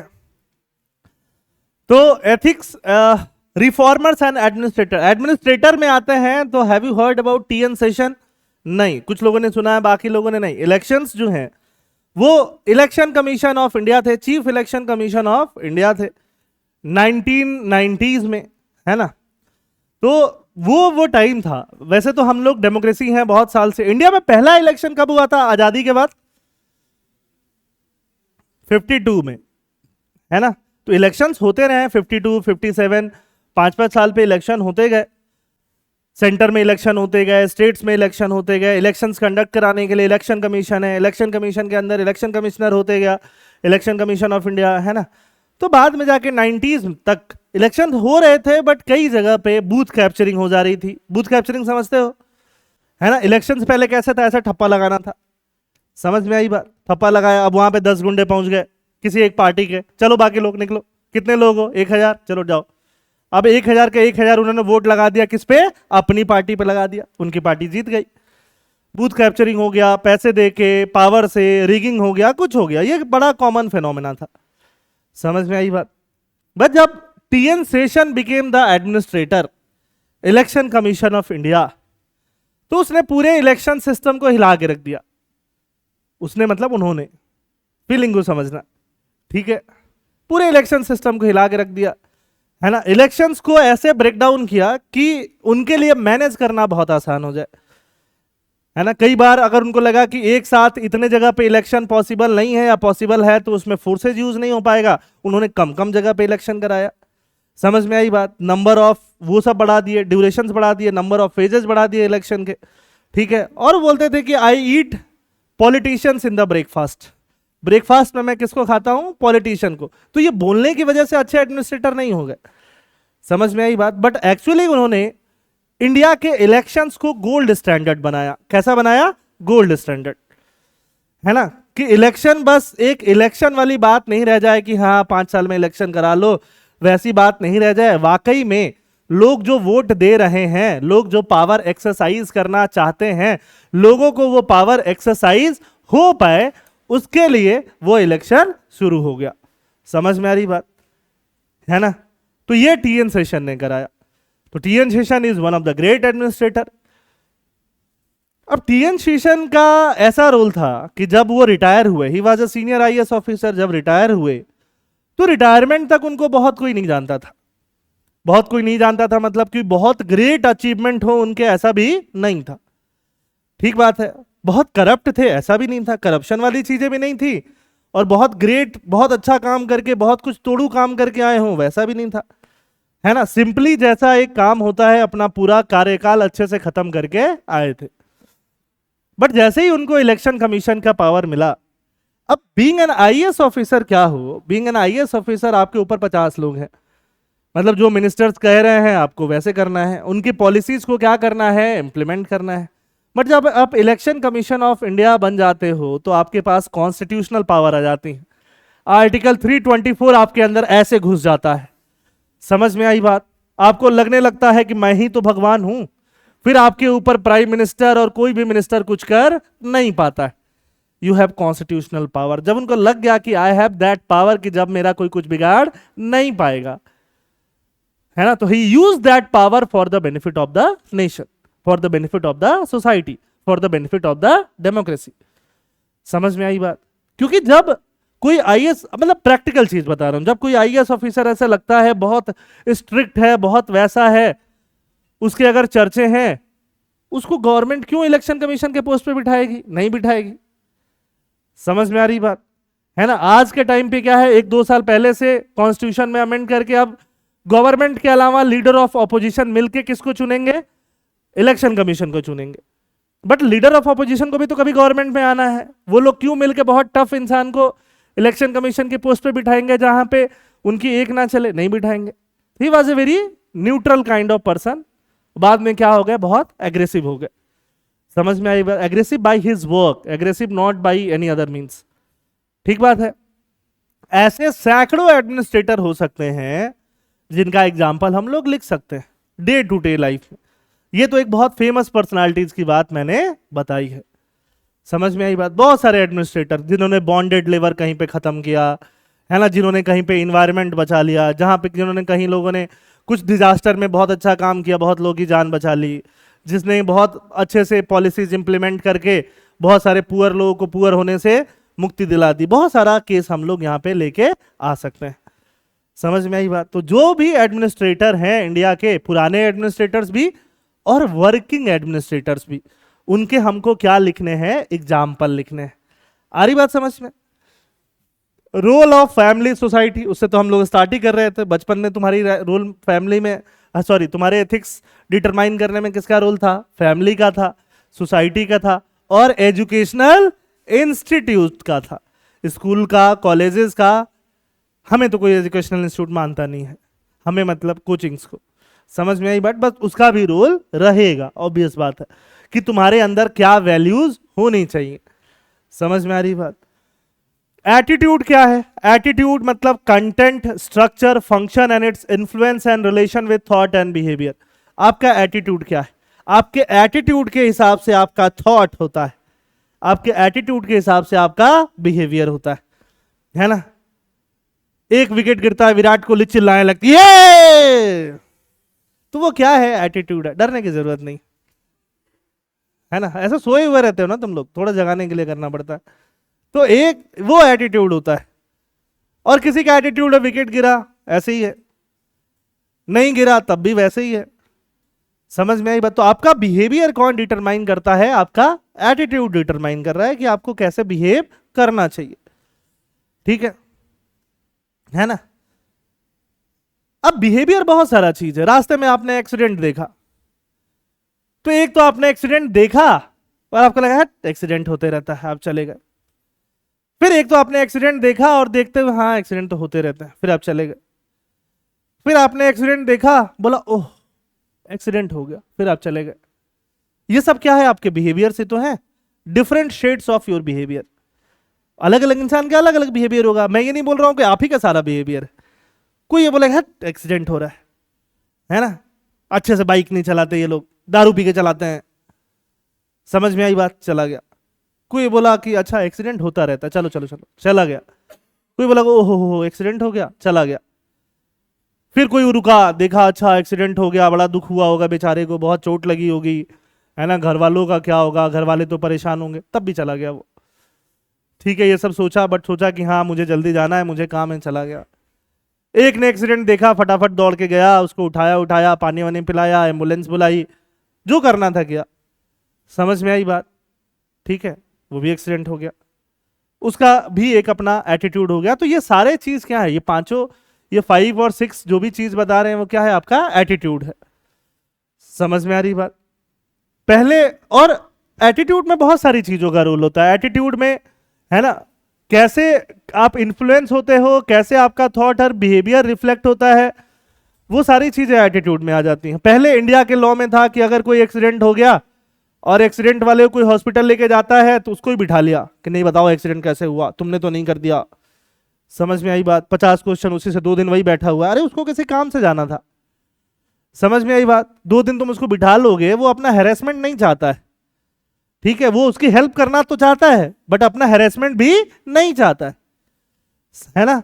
तो फिर लॉज में चेंजेस किए गए कि जो पहुंचाने वाला है, एक्सीडेंट के टाइम पे हेल्प करने वाला है, उससे क्वेश्चंस फालतू के नहीं पूछे जाएंगे। 2 4 5 मिनट जो भी उससे पूछा गया, ठीक है ना, उसको जाना है तो वो जा सकता है। समझ में आ रही बात? तो ये हो गया एटीट्यूड। फिर हो गया aptitude. Aptitude and foundational values for civil service. Civil service के लिए फाउंडेशनल वैल्यू क्या है ना, जैसे अभी मैंने फाउंडेशनल वैल्यू की बात की कि किसी के लिए रिलेशंस इंपॉर्टेंट है, किसी के लिए मनी इंपॉर्टेंट है। एक सिविल सर्वेंट के लिए कौन कौन सा वैल्यूज होना चाहिए? ऑनेस्टी एक वैल्यू है, ऑनेस्टी होना चाहिए क्या? होना चाहिए। इंटीग्रिटी एक वैल्यू है क्या? इंटीग्रिटी होना चाहिए क्या? अब इंटीग्रिटी का मतलब आप बहुत लोग नहीं जानते हो, मत जानो, मैं बताऊंगा बाद में, बट नाम तो सुना हुआ है इंटीग्रिटी का। इंटीग्रिटी होना चाहिए, ठीक बात है। ऑब्जेक्टिविटी होना चाहिए, क्या होना चाहिए? ऑब्जेक्टिविटी। अब ऑब्जेक्टिविटी क्या है? हम तो सब्जेक्टिविटी सुनते हुए आ रहे हैं, है ना। ऑब्जेक्टिविटी क्या है? इम्पार्शियलिटी होना चाहिए, क्या होना चाहिए? इम्पार्शियलिटी। समझ में आई बात? इम्पार्शियलिटी क्या है? ट्रांसपेरेंसी होना चाहिए, क्या होना चाहिए? ट्रांसपेरेंसी। वो क्या है? न्यूट्रलिटी होना चाहिए, क्या होना चाहिए? न्यूट्रलिटी। अब वो क्या है? कंपैशन होना चाहिए, क्या होना चाहिए? कंपैशन। अब कंपैशन का मतलब ये नहीं है कि हिंदी वाला कम और इंग्लिश वाला पैशन, ऐसा नहीं समझना है कि पैशन कम होना चाहिए। Compassion is a all together different word. समझ में आई बात? कंपैशन क्या है? कंपैशन का हिंदी ट्रांसलेशन होता है करुणा। करुणा नाम सुना है आप लोगों ने, है ना, दया, करुणा, तो वो है क्या? सिविल सर्वेंट के पास होना चाहिए कि नहीं होना चाहिए? समझ में आई बात, है ना। साइंटिफिक टेम्पर होना चाहिए, क्या होना चाहिए? Scientific temper. वो तो हर सिटीजन के पास होना चाहिए। पढ़े हो कि नहीं? तो पढ़े हो तुम लोग? अरे फंडामेंटल ड्यूटीज पढ़े हो? ड्यूटीज में है ना कि आपको क्या इनकलकेट करना है? Scientific temper. और आपको अपने लाइफ में क्या करना है? एक्सेल करना है। क्या करना है? एक्सेल। ठीक है, वो है कि नहीं है आपके पास? ठीक। एम्पैथी होना चाहिए, क्या होना चाहिए? एम्पैथी। अब एम्पैथी क्या है? अभी मैं जो एक्सीडेंट वाली कहानी बता रहा था उसमें कंपैशन भी था, एम्पैथी भी था, है ना। अब देखो यहां पे foundational value of civil service में इंटीग्रिटी है, इम्पार्शियलिटी है, नॉन पार्टीजनशिप है, ऑब्जेक्टिविटी भी है, डेडिकेशन टू पब्लिक सर्विस भी है। पब्लिक सर्विस के लिए क्या होना चाहिए? डेडिकेशन। एम्पैथी है, टॉलरेंस है, कंपैशन टुवर्ड्स वीकर सेक्शन है, कंपैशन भी है। ये सारा आपके पास होना चाहिए। इन सबका मतलब क्या है? इन सबका एग्जाम्पल क्या है? ऐसे लीडर्स बताओ जिन्होंने ऐसे एग्जाम्पल डिस्प्ले किए हुए हैं। ऐसे एडमिनिस्ट्रेटर बताओ जिन्होंने ऐसे एग्जाम्पल डिस्प्ले किए हुए हैं। आप अपने लाइफ से बताओ जब आपने ऐसे एग्जाम्पल डिस्प्ले किए हुए हैं। समझ में आई बात? तो आपको इसका क्या आएगा? बहुत अच्छा फील आएगा, बहुत अच्छा अंडरस्टैंडिंग आएगा। आ रही बात समझ में? Emotional intelligence. इंटेलिजेंस तो आप समझते हो, इंटेलिजेंट तो आप सब हो, बट क्या आप इमोशंस के मामले में इंटेलिजेंट हो कि नहीं हो? क्या आप इंटेलिजेंट हो इमोशंस के मामले में? अगर कोई आपको एक गाली देता है तो आप 4 गाली देते हो कि नहीं देते हो? बोलो, अरे बताओ। कोई आपका एक बार बुरा करता है तो आप उसका 4 बार बुरा करते हो कि नहीं? उसको मैं छोड़ूंगा नहीं, ऐसा बोलते हो कि नहीं बोलते हो? आप अपना सारा एनर्जी उसी में डाल के रखते हो कि नहीं डालते हो? कैसे तूने ऐसा कर दिया? क्या करते हो? करते क्या हो तुम लोग? एक्शंस कैसे लेते हो? इमोशंस को कैसे मैनेज करते हो तुम लोग? एंगर को कैसे मैनेज करते हो? हैप्पीनेस को कैसे मैनेज करते हो? सॉरेनेस को कैसे प्रोसेस करते हो? समझ में आई बात? ठीक है, बाकी लोगों से कैसे डील करते हो? आप अपने इमोशंस को कैसे प्रोसेस करते हो? आप अपने इमोशंस को कैसे मैनेज करते हो कि आपके उस इमोशन से आपका भी फायदा हो और आपके उस इमोशन के मैनेजमेंट से आपके आसपास जो रहने वाले हैं उन सबका फायदा हो? उसको क्या बोलेंगे हम? इमोशनल इंटेलिजेंस बोलेंगे, है ना? ठीक है, आजकल लाइफ देख लो, पर्सनल लाइफ भी प्रोफेशनल लाइफ भी। किसी से पूछो कि भाई तुम्हारा सैलरी तो पुरानी कंपनी में अच्छा था, है ना, तुमने इस कंपनी क्यों चुना? यहां पे तो सैलरी आधी हो गई तुम्हारी। ठीक है, तो क्या बोलेगा कि पुरानी जगह बहुत टॉक्सिक हो गया था। क्या हो गया था? टॉक्सिक हो गया था। मतलब वहां पे जो बॉसेस हैं, भाई द वे बहुत सारे लोग आते हैं हमारे यहाँ के, सर आधी सैलरी दे दो but we want to teach here, तभी मैं बता रहा हूं। ठीक है, तो वहां पे जो बॉसेस लोग हैं वो हमें ऐसे ट्रीट करते हैं जो हमें अच्छा नहीं लगता। समझ में आ रही बात, है ना? तो वो भी क्या है? इमोशनल इंटेलिजेंस है। कहीं पे जो बॉसेस लोग हैं वो ऐसे ट्रीट करते हैं कि आपको बहुत अच्छा लगता है, कलीग्स हैं वो आपको ऐसे ट्रीट करते हैं कि आपको बहुत अच्छा लगता है, वही आपके दोस्त बन जाते हैं। समझ में आ रही बात? ठीक है, पर्सनल लाइफ में भी वैसे ही आप कैसे अपना एंगर डिस्प्ले करते हो, अपने अपने इमोशंस को कैसे मैनेज करते हो। आपको एक गुस्सा, आपका अगर दिन खराब जा रहा है तो आप क्या सामने वाले का भी दिन खराब कर देते हो? आप क्या करते हो? आपका दिमाग खराब हुआ है तो आप अपने दोस्तों का भी दिमाग खराब कर दे रहे हो। क्या कर रहे हो? तो ये आपका क्या है? इमोशनल इंटेलिजेंस है। समझ में आई बात? और सामने वाले लोग अगर ऐसा कर रहे हैं तो आप क्या करते हो? ठीक है ना? अब मैंने कहीं रील में एक कमेंट पढ़ा था, रील के कमेंट पढ़ने में भी अच्छा लगता है। ठीक है, हाँ उसको याद आ रहा है कि उसने भी कमेंट पढ़ती है बैठ के। टाइम वेस्ट मत करो, ऐसे ही बोल रहा था मैं, है ना? अब समझ में आ गया कि कहाँ जा रहा है टाइम तुम्हारा रील का कमेंट पढ़ने में। रील देखो, उसका कमेंट अलग से पढ़ो। नहीं, बहुत बढ़िया। तो रील में, है ना, उसमें कोई ज्ञान दे रहा है कि देखो जहां पे चीजें टॉक्सिक हो जाएं, जहां पे तुम्हारी इज्जत नहीं हो, वो जगह छोड़ के चला जाना चाहिए। उस पे पहला ही कमेंट आता है, वो जगह मेरा घर है और बेइज्जत करने वाले मेरे पेरेंट्स हैं। अब बताओ क्या करना चाहिए? समझ में आई बात? तो ऐसे जो ब्लैंकेट बैन वाले ज्ञान है ना, ब्लैंकेट ज्ञान, ब्लैंकेट ज्ञान समझते हो कि एक स्टेटमेंट में वो स्वीपिंग स्टेटमेंट बोलते हैं, है ना? स्वीपिंग स्टेटमेंट समझते हो? स्वीप कर देना, है ना? ब्लैंकेट मतलब पूरा कवर कर देना कि हाँ जहां तुम्हारी इज्जत नहीं है वहां चले जाओ, ये ब्लैंकेट हो गया, है ना? कि जहां भी तुम्हारी इज्जत नहीं है चले जाओ। मैंने बोल दिया ओए तुम चले गए, मैंने बोला रुको, नहीं सर मैं तो जा रहा हूं, आपने इज्जत ही नहीं की मेरी, है ना? तो तुम्हें कहां जाना पड़ेगा? हिमालय पे जाना पड़ेगा, गुफाओं में जाना पड़ेगा। वही एक जगह है जहां पे आपको कोई बेइज्जत नहीं कर रहा है। समझ में आई बात? आपको मोगली का इनकारनेशन लेना पड़ेगा। समझ में आई बात? तो जाके आपको लगेगा कि हाँ अब यहां बेइज्जती नहीं हो रही है ना? सांप भी हिस करके चला जा रहा है, कुछ बोल नहीं रहा। ठीक है, टाइगर हा करके चला जा रहा है, कोई कुछ बोल नहीं रहा। तो बस ब्लैंकेट ज्ञान से बचो। समझ में आ रही बात? ठीक है, ब्लैंकेट नॉलेज। इमोशनल इंटेलिजेंस का concept and their utilities and application in administration and governance. अपना इंटेलिजेंस को, इमोशन का इंटेलिजेंस को कहां यूज करोगे? समझ में आई बात, है ना? एडमिनिस्ट्रेशन में कैसे यूज करोगे और गवर्नेंस में कैसे यूज करोगे।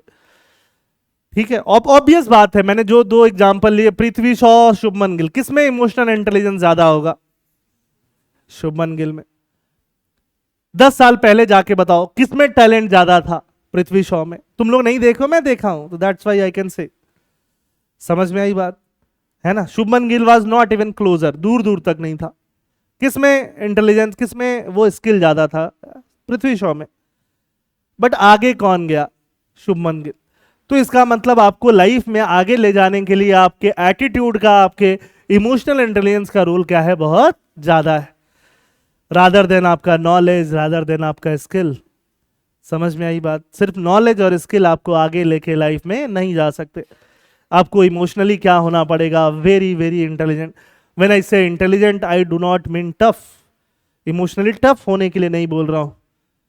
अगर आप ऐसे हो जो आप लाइफ में रोए नहीं हो कभी, तो दैट डजंट मीन कि यू आर इमोशनली इंटेलिजेंट। और वैसे हो जो बात बात पे भी रो देते हो, तब भी आप, इसका मतलब ये नहीं है कि यू आर इमोशनली इंटेलिजेंट। आप किसी को इमोशनली छल लेते हो, तो भी ऐसा नहीं है कि यू आर इमोशनली इंटेलिजेंट। समझ में आई बात? है ना? आप अपने इमोशंस का कैसे यूज करते हो कि आपको लाइफ में लॉन्ग टर्म बेनिफिट मिले, आपके आसपास का एनवायरनमेंट जो है वो हैप्पी एनवायरनमेंट रहे। आप अपने आसपास हैप्पी ऑरा क्रिएट करके रखो कि आपसे बात करने में, आपके साथ घूमने में, आपके साथ जाने में, आपसे हेल्प मांगने में, आपका हेल्प करने में लोगों को खुशी हो, रादर देन लोगों को क्या हो? दुख हो और जेलसी हो। समझ में आई बात? ठीक है, तो that is all about emotional intelligence, है ना? Contribution of moral thinkers, thinkers कौन से? मोरल वाले, and philosopher from India and the world, world के फिलोसफर्स और मोरल। प्लेटो का नाम सुना है आप लोगों ने, एरिस्टोटल का नाम सुना है आप लोगों ने, सोक्रेटिस का नाम सुना है आप लोगों ने, कार्ल मार्क्स का नाम सुना है आप लोगों ने, है ना? ठीक बात है। उसके अलावा इंडियन थिंकर्स में बुद्धा, गांधी, है ना, विवेकानंद, इन लोगों के नाम सुने हैं आप लोगों ने। तो अब इसमें इसने सिलेबस पूरा तो नहीं दिया कि कौन कौन से थिंकर्स और कौन कौन से फिलोसफर्स, ऐसा दिया है क्या? नहीं दिया है। तो फिर जो भी इंपॉर्टेंट थिंकर्स हमें लगते हैं हम उसको पढ़ते हैं। समझ में आई बात? है ना? गांधी जी ऑब्वियसली होंगे। अब गांधी जी का एक फिलॉसफी है कि 8 नोबेल ट्रुथ्स क्या है ना? 8 फोल्ड पाथ कैसे आपको, मतलब 8 एविल्स क्या है गांधी जी के, 7 एविल। ठीक है, बुद्धा का है कि आपको कैसे 8 फोल्ड पाथ पे चलना होता है। ठीक है, तो ये सारी चीजें आपको कहाँ है? यहाँ पे पढ़नी होती है। हो सकता है आपने हिस्ट्री में कुछ पढ़ा हो, कुछ नहीं पढ़ा हो, but we are going to study them all. ठीक है, public civil services, values and ethics in public administration. Public service या civil service, values and ethics.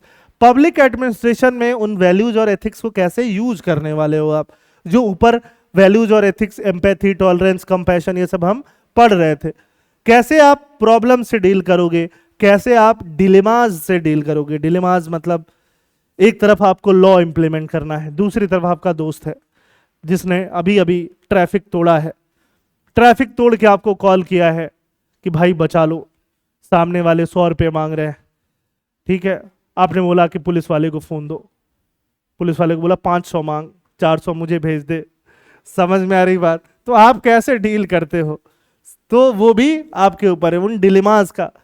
And private institution में भी, प्राइवेट इंस्टीट्यूशन में भी laws, rules, regulation, conscience. Conscience हो सकता है आप पहली बार सुन रहे हो। कॉन्सेंस मतलब होता है अंतरात्मा। क्या होता है? अंतरात्मा। आपकी अंतरात्मा की आवाज क्या कहती है? कई बार लॉ कुछ और कहता है, आपके अंतरात्मा की आवाज कुछ और कहती है ना? जब सेकेंड वर्ल्ड वार हो रहा था, उसके पहले जर्मनी में कौन रूल करता था? हिटलर रूल करता था। अब हिटलर ने और जर्मन गवर्नमेंट ने जो लॉ बनाया था, वो किसको इंप्लीमेंट करना था? ऑफिसर्स को इंप्लीमेंट करना था। उस लॉ को इंप्लीमेंट करने में क्या था? ज्यूज को मारो, तो मार रहे थे लोग। अब लॉ ये भी है कि ज्यूज को मारो, रूल्स ये भी बोल रहा है कि ज्यूज को मारो, ऑर्डर्स जो हैं सुपीरियर के वो ही बोल रहे हैं ज्यूज को मारे। बट आपकी अंतरात्मा क्या कहती है? समझ में आई बात? अब आपको अंतरात्मा का सुनना है कि लॉ का सुनना है? ठीक बात है, वो भी चीजें आपके लिए इंपॉर्टेंट है। अकाउंटेबिलिटी एंड एथिकल गवर्नेंस, आपको अकाउंटेबल रहना है। अकाउंटेबल मतलब आप इस पोस्ट पे गए हो, तो आपको जो भी पावर मिला है, आपको जो भी प्रिविलेज मिला है, आप जो भी काम कर रहे हो, आप पब्लिक के लिए अकाउंटेबल हो।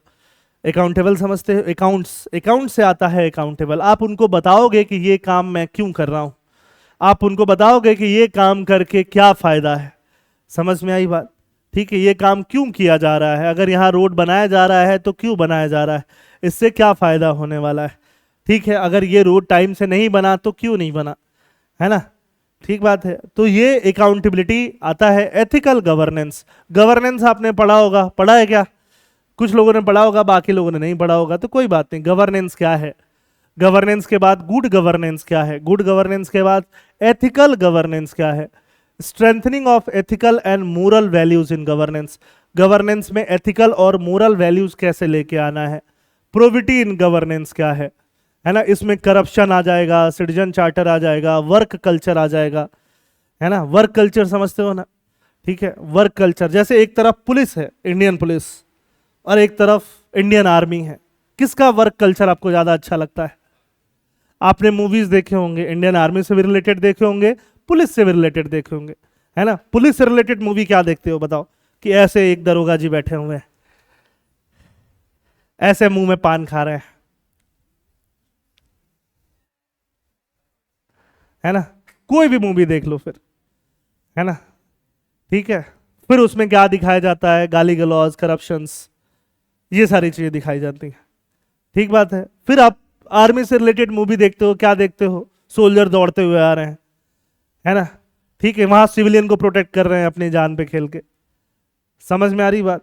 ठीक है, तो आप जब वर्क कल्चर की, वही इंसान जब पुलिस में जाएगा तो ही विल एक्ट डिफरेंटली, जब आर्मी में जाएगा तो ही विल एक्ट डिफरेंटली। तो वर्क कल्चर क्या है? वर्क करने का कल्चर, जिस जगह पे आप वर्क कर रहे हो वहां पे क्या कल्चर डेवलप हुआ है। समझ में आई बात? है ना? ठीक है, टाटा का नाम सुना है आप लोगों ने? टाटा सुना है क्या? ठीक है, तो जब ताज पे अटैक हुआ था, ताज का नाम सुना है आप लोगों ने? ताज पे 26/11 का अटैक हुआ था मुंबई में, तो टाटा के एम्प्लॉइज, ताज वाले एम्प्लॉइज ने कैसे काम किया था, है ना? अपना लाइफ को पहले रखा था या अपने गेस्ट्स का लाइफ पहले रखा था? लाइफ की बात हो रही है वहां पे, वहां पे तो बात पैसे की भी नहीं हो रही है। समझ में आई बात? Do you value your life more और अदर्स लाइफ मोर, है ना? वहां से कोई जान बचा के भाग भी जाता, अगर सारे एम्प्लॉइज अपना जान बचा के भाग भी जाते कि हमें खुफिया रास्ता पता है पहले भाग लो, है ना? बाकी अगर 6-7 फ्लोर जितने लोग हैं सारे गेस्ट को बुलाने जाएंगे तो बहुत सारे गेस्ट 5 स्टार वाले हैं, है ना? उनको बोलेंगे टेररिस्ट अटैक हुआ है तो बोलेंगे तो संभालो। समझ में आई बात? है ना? उसमें ही टाइम वेस्ट हो जाएगा। तो ये भी कर सकते थे एम्प्लॉइज, अगर उनको बाकी रास्ता पता है तो उधर से भाग लें, बाकी अपना जान बचाओ, इनका क्या करना है। समझ में आई बात? है ना? बट वहां पे वर्क कल्चर क्या है? Quality of service delivery, government भी सर्विस डिलीवर ही करके दे रही है। लॉ एंड ऑर्डर अच्छा कहां पे है? अर्बन मैनेजमेंट अच्छा कहां पे है? सीवेज क्लीनिंग अच्छा कहां पे है? फ्लड कंट्रोल अच्छा कहां पे है? वाटर लॉगिंग कहां पे कम है? तो ये भी क्या है? सर्विस का ही डिलीवरी है। समझ में आई बात? बारिश के पहले भरालू साफ हो रहा है कि नहीं हो रहा है? भरालू साफ होके जो कचरा है वो बगल में रोड पे रख दिया जा रहा है, और रोड पे रख दिया जा रहा है, बरसात में वो कचरा अब रोड पे फैल रहा है। समझ में आई बात? तो बात वही हो गया, या तो भरालू में फैलता या रोड पे फैलता। क्या आप उसको वहां से निकाल के कहीं और पे डंप किया जा रहा है कि नहीं किया जा रहा है? What kind of quality of service delivery is there? Utilization of public fund, जो पैसा है, पब्लिक का पैसा है, उसको कैसे यूटिलाइज किया जा रहा है? चैलेंजेस कैसे हैं और करप्शन कैसे हो रहा है? ठीक है, और लास्ट में case studies on the above issues, और ये सारे जो इश्यूज हैं उन पे केस स्टडीज कैसे आएगा और कैसे हमें उन केस स्टडीज को लिखना होता है। समझ में आई बात?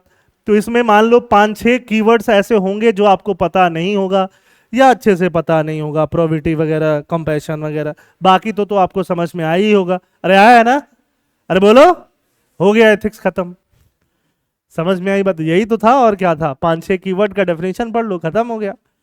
ठीक है, तो अब ये रहा हमारे बेसिक्स कि हमें एथिक्स में बेसिक्स कैसे करने हैं। ठीक है ना? और ये सारे टॉपिक्स को हमें पढ़ना स्टार्ट करना है। हम लोग पढ़ना स्टार्ट करेंगे अपने फर्स्ट टॉपिक से। फर्स्ट टॉपिक का नाम क्या है? Ethics and human interference, sorry interference नहीं, इंटरफेस। अब ये जो पूरा पूरा टॉपिक दिखाई दे रहा है इसके अंदर, है ना, इसके जो भी सब पार्ट्स हैं ये हम पढ़ेंगे। तो अगर हम टॉपिक्स की बात करें, है ना, तो ये 1 2 3, है ना, यहां से अगर स्टार्ट करें 4 5 6 7 टॉपिक्स ऑलमोस्ट आपको मिलेंगे, 7-8 टॉपिक्स आपको मिलेंगे एथिक्स में पढ़ने के लिए। अब उसमें भी बात करें हम, ये 7-8 टॉपिक्स में कौन कैसे क्या है। तो देखो, पहले एथिक्स एंड ह्यूमन इंटरफेस है, फिर एटीट्यूड है, एप्टीट्यूड है, इमोशनल इंटेलिजेंस है। तो यहां तक एक सेक्शन हो जाता है एथिक्स का। समझ में आई बात, जिसको बोलते हैं एथिक्स मोरालिटी का सेक्शन। इसमें थोड़ा फिलॉसफी, थोड़ा साइकोलॉजी, राइट और रॉन्ग, ये चीजें आ जाती हैं। फिर ये मोरल थिंकर्स एंड फिलोसफर एक अलग सेक्शन हो जाता है अकेले। और थर्ड जो आता है public service, values, public administration, governance, ये गवर्नेंस इन एथिक्स बोलते हैं। इसके बाद क्या बोलते हैं? गवर्नेंस इन एथिक्स। तो ओवरऑल एथिक्स को हम 4 पार्ट में तोड़ सकते हैं। पहले वाला पोर्शन हो गया एथिक्स एंड मोरालिटी, दूसरे वाला पार्ट हो गया थिंकर्स वाला पार्ट, तीसरे वाला पार्ट हो गया एथिक्स इन गवर्नेंस, और चौथा वाला पार्ट हो गया तुम्हारा केस स्टडी। तो केस स्टडी को तो हमें बस करना है, अप्रोच कैसे लिखना होता है, क्या कीवर्ड्स डालने हैं, कैसे समझना है, उसमें कुछ पढ़ने वाली बात नहीं होती, बट उस पर भी क्लासेस होंगी प्रॉपर तरीके से। बाकी जो एथिक्स इन गवर्नेंस है, आपका एक टॉपिक आता है गवर्नेंस। आपके जीएस पेपर 2 में एक सब्जेक्ट होता है गवर्नेंस, क्या नाम सुना है आप लोगों ने? है ना? तो जब एथिक्स इन गवर्नेंस पढ़ लोगे तो आपका जीएस पेपर 2 का भी 60-70% गवर्नेंस क्या हो जाएगा? कवर हो जाएगा। समझ में आई बात? है ना? 60-70% गवर्नेंस क्या हो जाएगा? Cover. Ditto ditto same topic है, सिटीजन चार्टर यहाँ, सिटीजन चार्टर वहां, गवर्नेंस। अब यहाँ एथिकल गवर्नेंस पढ़ना है तो अब इसलिए पहले गवर्नेंस तो पढ़ना पड़ेगा ना, वहां गवर्नेंस पढ़ना होता है। आ रही बात समझ में? तो जब हम यहाँ पे गवर्नेंस वाली चीजें पढ़ रहे होंगे, 60-70% ऑफ योर गवर्नेंस कवर हो जाएगा। ठीक बात है। गवर्नेंस से भी डायरेक्टली आपको जीएस पेपर 2 में 60-70-80 मार्क्स का क्वेश्चन आता है। ठीक है, तो वो भी कवर हो रहा है ना? बाकी अगर हम पढ़ेंगे मोरल थिंकर्स, फिलोसफर्स, तो फिलोसफर्स वगैरह पढ़ेंगे, इन पे क्वेश्चन करेंगे, तो टॉपिक्स को कैसे एनालाइज करना है, कोट्स को कैसे एनालाइज करना है, वो सब भी सीखेंगे। और वो अगर एसेज में जैसे फिलोसफिकल एसेज आता है ना, उसको कैसे डिकोड करना है, वो वाला काम भी अपना यहाँ पे पूरा हो जाएगा। समझ में आई बात? वैसे एसेज में 10 पेज लिखना है, 12 पेज लिखना है, वो अलग चीज है ना? कंटेंट चाहिए बस, बाकी कैसे अप्रोच होना चाहिए वो हमारा पूरा हो जाता है। और बाकी ये फर्स्ट पार्ट जो है वो थोड़ा अलग सा पार्ट है। समझ में आई बात? है ना? जिसको हमें समझना है एथिक्स क्या है, वैल्यूज क्या है, मोरालिटी क्या है, एथिक्स का एसेंस क्या है, डिटर्मिनेंट्स क्या है, कैसे एटीट्यूड क्या है, एप्टीट्यूड क्या है। समझ में आ रही बात? है ना? तो ऐसे करके हम लोग अपना पूरा पूरा सिलेबस पढ़ने वाले हैं। बहुत बड़ा एथिक्स का सिलेबस नहीं होता है, बट बड़ा अच्छा होता है। अब एथिक्स के सिलेबस में आप सिर्फ कीवर्ड्स पे, वर्ड्स पे ध्यान लगा के नहीं बैठोगे। आपका जो मेजर फोकस रहेगा वो कहाँ रहेगा? समझने पे रहेगा। ठीक है, कि आप मेजॉरिटी एथिक्स को कैसे समझते हो, क्या सीखते हो, कैसे आप अपने रियल लाइफ से रिलेट कर पाते हो। अगर कोई भी कॉन्सेप्ट मैं समझाऊं तो आप अपने रियल लाइफ से रिलेट कर पाओ। रियल लाइफ जो आपकी अभी तक बीत चुकी है ना, 20 ईयर्स, 22 ईयर्स, 25 ईयर्स, 30 ईयर्स, जितनी भी आपकी रियल लाइफ बीत चुकी है, आप उससे रिलेट कर पाओ फर्स्ट। और सेकंड, आप एक इमेजिनरी लाइफ भी सिचुएशन क्रिएट करो जब आप ऑफिसर हो और टैकल कर रहे हो सिचुएशंस को। समझ में आई बात? इन 2 तरह के रियल लाइफ रिलेशन से आपको टैकल करना है, डील करना है, और आपका एथिक्स जो है वो क्या हो जाएगा? कंप्लीट हो जाएगा। एथिक्स पढ़ने के बाद आप लाइफ में थोड़ा और मैच्योर हो जाओगे अगर आप इसको अच्छे से समझते हो, समझ के पढ़ते हो। और इस पढ़ाई को, इस नॉलेज को आप अपने डिसीजन मेकिंग में, अपने डे टू डे लाइफ में, आपकी पर्सनल लाइफ में, आपकी प्रोफेशनल लाइफ में क्या करते हो? इंटीग्रेट करते हो। समझ में आई बात? है ना? अब इसका मतलब ये नहीं हुआ कि गांधी जी ने वैसे बोला है तो वैसे ही इंटीग्रेट करना है। That is not your emotional intelligence. आ रही बात समझ में? उसको समझना है, इंटीग्रेट आपको अपने तरीके से करना है।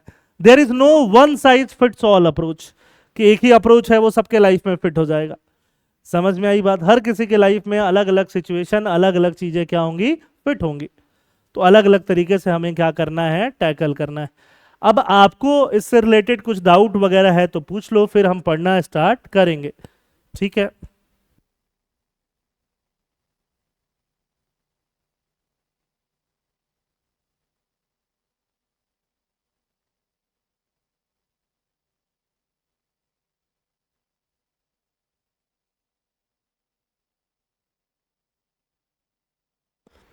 जगन्नाथ बोल रहे हैं इमोशनली स्ट्रांग लाइक कृष्ण। सही बात है ना? Krishna was epitome of emotional intelligence. समझ में आ रही बात? है ना? अच्छा, अब कृष्ण की बात तुम बोली दी हो तो ये सारे एग्जाम्पल भी आप एग्जाम में लिख सकते हो, है ना। Examples from Mahabharata, examples from Ramayana, examples from known text, जो भी वेल नोन टेक्स्ट होते हैं, ठीक बात है, जहां से लोगों को इजीली पता होता है, वो सारी चीजें आप अपने एग्जाम में कोट कर सकते हो, एग्जाम्पल में लिख सकते हो। क्या दुर्योधन के पास इमोशनल इंटेलिजेंस था? नहीं था। पूरी जिंदगी उसका मामा उसको बेवकूफ बनाता रहा, समझ में आ रही बात, है ना। और उसको फिर बर्बाद कर दिया, उसको मार दिया, मरवा दिया एक तरह से।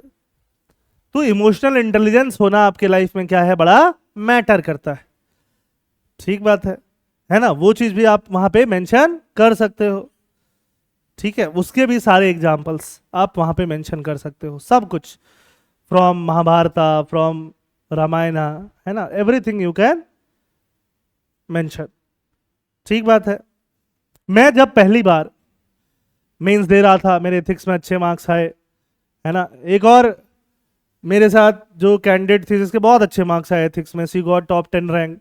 फिर मैंने देखा कि ये अपनी कॉपीज में ऐसा क्या लिख रही थी जो मैं नहीं लिख रहा था, है ना, कि इसके मार्क्स मेरे से भी ज्यादा अच्छे हैं एथिक्स में। अब हर पेपर बाय पेपर एनालाइज करता है आदमी, ठीक है। तो मैं एग्जाम्पल्स में बड़ा सोच समझ के लिखता था, चीजें लिखने में बहुत सोच समझ के कि कुछ गलत नहीं लिख दूं, समझ में आई बात। इस चक्कर में बहुत बार मैं चीजें कम लिख देता था, खुद से सोचता था कि नहीं ये लिखूंगा तो थोड़ा इस एंगल से गलत हो जाएगा क्या, थोड़ा उस एंगल से गलत हो जाएगा क्या, कई बार चीजें कम लिखता था, ठीक है। फिर मैंने उसका आंसर देखा, पूरे पेज भरे भरे से, मुझे अच्छा लगा कि मेरा तो थोड़ा छूट जा रहा है, पेज उतना भर नहीं रहा, लास्ट में एक एक पैराग्राफ जितना जगह बच जा रहा है ना, दो दो तीन तीन लाइन, चार चार लाइन वहां पे और आ सकती है। फिर उसके एग्जाम्पल्स पढ़े, है ना, ठीक है। अब जैसे महाभारत में चीरहरण हुआ था द्रौपदी का, ठीक है, तो उसने वहां पे द्रौपदी की जगह सीता लिखा हुआ था। तो मैंने बोला जब इतना बड़ा ब्लंडर करके she can be become the topper, अब ठीक है भले ही वो ब्लंडर टेस्ट में हुआ हो, समझ में आई बात, रियल एग्जाम में नहीं हुआ हो, मतलब ये बिंदास लिख रही है, इसको मतलब ही नहीं है देश दुनिया से, मेन फोकस मार्क्स लाने पे ही है, समझ में आई बात। तो फोकस वही होना चाहिए, किस पे, मार्क्स लाने पे होना चाहिए। आ रही बात समझ में, लिखते समय डरने की जरूरत नहीं है, ठीक बात है, बट बिंदास लिखते जाओ जो भी एग्जाम्पल्स है। और कोशिश करो आप अपने रियल लाइफ में, हर किसी ने थोड़ा अलग अलग चीजें पढ़ी हुई हैं लाइफ में, अभी तक थोड़ा अलग अलग पढ़े होगे, थोड़ा अलग अलग पर्सनालिटी से इन्फ्लुएंस हुए होगे, है ना, ठीक है। तो वो एग्जाम्पल्स डालने की कोशिश करो, वो एग्जाम्पल्स का एक लिस्ट बनाना स्टार्ट करो कि लाइफ में आपने ब्रेवरी के क्या एग्जाम्पल देखे हैं, कंपैशन करुणा के क्या एग्जाम्पल देखे हैं, ऑनेस्टी के क्या एग्जाम्पल देखे हैं, इंटेग्रिटी के क्या एग्जाम्पल देखे हैं, समझ में आई बात, लीडरशिप के क्या एग्जाम्पल देखे हैं, प्रॉम्प्टनेस के क्या एग्जाम्पल देखे हैं। आपने जो एग्जाम्पल देखा है वो आप लिखना, अपने साथ अपना नोट्स एक बनाओ जिसमें एक दो पेज वैसे एग्जाम्पल लिख डालो आज जाके, ठीक है। कोशिश करना वहां पे कॉमन एग्जाम्पल नहीं लिखो, वो कॉमन एग्जाम्पल तो मैं लिखवा ही दूंगा। आ रही बात समझ में, कि हाँ उठाए और बुद्धा लिखना शुरू किए, उठाए इधर राज सर का नोट्स निकाला बुद्धिज्म और इधर लिखना शुरू कर दिए कि देखो ये है कॉमन एग्जाम्पल। वैसे नहीं, आप थोड़े आपके एग्जाम्पल क्या होंगे, यूनिक होंगे। यूनिक मतलब इतना भी यूनिक नहीं कि सिर्फ आप ही को पता हो उसके बारे में, समझ में आई बात, उसके बारे में एटलीस्ट जो कॉपी चेकर्स हो उनको एक आइडिया हो कि हाँ ऐसा कुछ है, समझ में आ रही बात, ठीक है। या आसाम के एपीएससी के कॉपी चेकर्स हों तो आसाम रिलेटेड वो एक अच्छा हिस्टोरिकल पर्सनालिटी होना चाहिए, है ना, अच्छा अभी का या तो अभी करंट टाइम में एक अच्छा पर्सनालिटी होना चाहिए, लीडर होना चाहिए। और वो लीडर लिखने में आपका पॉलिटिकल बायस नहीं आना चाहिए, या वो आंसर देख के ऐसा नहीं लिखना चाहिए कि आप कहीं भी किसी एक पार्टी के साथ पॉलिटिकली क्या हो, बायस जा रहे हो, समझ में आई बात। या कोई एडमिनिस्ट्रेटर होना चाहिए जिसपे कोई करप्शन वगैरह के इल्जाम नहीं लगे हुए हैं, समझ में आ रही बात। वो सारी चीजें आप यहाँ पे लिख सकते हो। यूपीएससी के आंसर लिखते समय आप इंडियन कंटेक्स्ट में, इंडियन लेवल पे जो भी एग्जाम्पल्स हैं वो सारे मेंशन कर सकते हो, ठीक बात है। तो ऐसे बहुत सारी चीजें हैं जो आपको पता होंगी, जो आप कलेक्ट करोगे, मैं तो आपको दूंगा ही। इस पूरे नोट्स के लास्ट में आपको एग्जाम्पल्स मिलेगा, है ना। वो एग्जाम्पल लास्ट ईयर ही मैंने बैठ के बनाया था, आसाम स्पेसिफिक एग्जाम्पल्स भरा हुआ है जो आपको कहीं और नहीं मिलता, तो लास्ट टाइम मैंने दे दिया। इस साल कुछ और नया एग्जाम्पल भी दूंगा, इंडिया स्पेसिफिक एग्जाम्पल अलग से दूंगा, समझ में आई बात। तो उसके लिए टेंशन लेने की जरूरत नहीं है, है ना, असम स्पेसिफिक अलग से एपीएससी वालों के लिए, और एपीएससी में इंडिया स्पेसिफिक आंसर एग्जाम्पल भी डालना होता है, ऐसा नहीं कि सिर्फ आसाम स्पेसिफिक एग्जाम्पल डालोगे। और यूपीएससी वालों के लिए पूरा इंडिया स्पेसिफिक एग्जाम्पल तो है ही और भी दूंगा ही। समझ में आ रही बात? तो बस कुछ पूछना चाहते हो, कुछ कंफ्यूजन है, कुछ है तो बताओ, अदरवाइज हम लोग पढ़ाई स्टार्ट करते हैं। आज नहीं स्टार्ट करते हैं, फिर we will start it from tomorrow, है ना। पूरा टॉपिक का नाम क्या है? Ethics, integrity and aptitude. ठीक है, तो इनका आपको लाइफ में कैसे उतारना है, प्रोफेशनल लाइफ में कैसे उतारना है, that is we all going to see. ठीक बात है? All good? कुछ पूछना हो तो पूछ सकते हो, नहीं? ठीक है फिर, thank you everyone, see you in the next class tomorrow, thank you.